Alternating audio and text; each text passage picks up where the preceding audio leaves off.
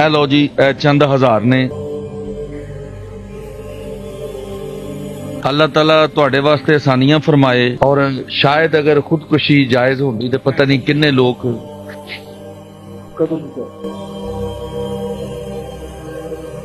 रोज रोज का मिलना तेरा नजरों से गिरा दो।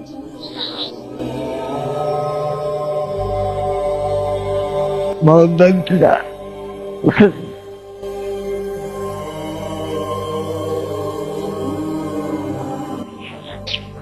किराया डबल हो जाता है, बुकी का बिल डबल हो जाता है। कई पुरानियां कहते हैं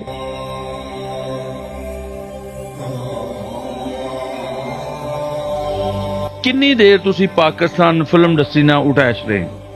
तकरीबन 45 साल। वहीद मुराद साहब की फिल्म की आखिरी लास्ट सी हीरो, ਉਹਦੀ डबल रोल सी, ਉਹਨਾਂ ਦਾ ਇੱਕ रोल मैं करता रहा।